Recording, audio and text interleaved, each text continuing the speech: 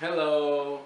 Hi everybody. So we decided to come back with some more teaching on marriage. Yes, I think the last thing we spoke about was forgiveness, right? Right.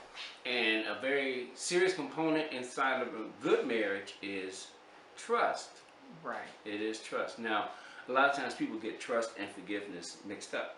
That's true. Forgiveness by nature, as one person describes, it's easier to do. It's something that you have to give.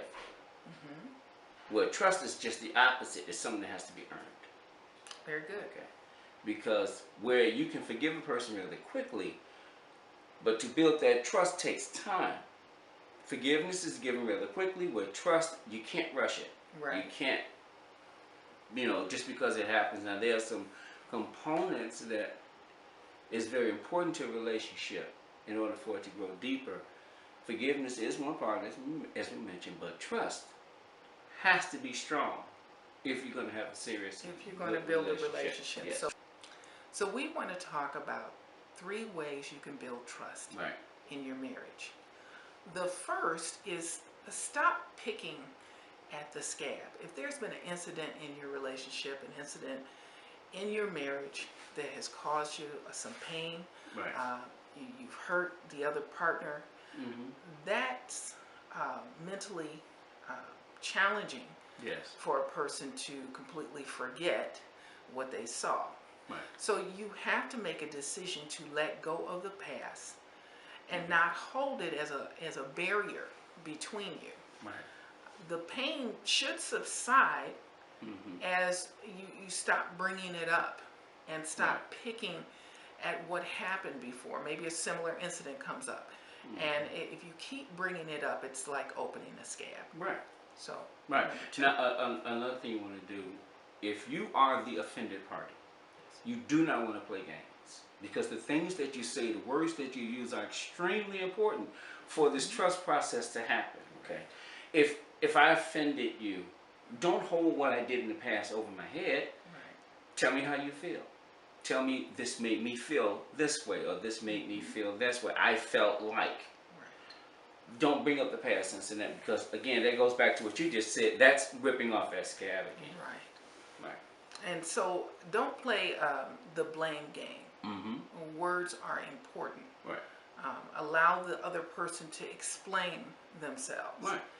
And if you feel betrayed, I felt that you didn't love me, I felt devalued, or I felt disrespected, those are the types of things you should say. Right. Rather than blaming, you did this and you did that. Right. That's not a good way to keep a good balanced conversation going, and really may make you feel emotionally better to blame the person that offended you, but it's not going to really get to the root of the problem or solve the problem. And so let's talk about the third way. Now, one of the third ways that you can do, well, the offending party, okay, The person that caused the offense. the person that caused the offense has to be transparent. Right. Not only that, but they have to acknowledge what they've done. Right. And they have to show steps of what they're going to do to repair that behavior that caused the offense. They have to be upfront, okay? Right. Because you can't let go of something, as I mentioned before, and not acknowledge the hurt. That's right. You can't do that. That's not going to get you anywhere. So transparency, basically what that means is that if I say I broke trust with you over an issue, say I did something like that, okay? One of the first things I want to do to give fidelity to the situation is a full acknowledgement and take full responsibility of being offended without offering some type of but the reason why. Right. Just acknowledge I did wrong. It was wrong. Because some people, they try to gloss over what they did wrong. Exactly. Like, here's a present, let's not talk about it again. And they never really acknowledge actually what they did wrong. And it's a very actually childish way of dealing with things, because you're just, you're not really talking and facing the person and say, hey, I was wrong, I shouldn't have done that, I'm going to be transparent about repairing it. Right. You're just glossing it over with gifts and other things, and okay, let's not talk about it.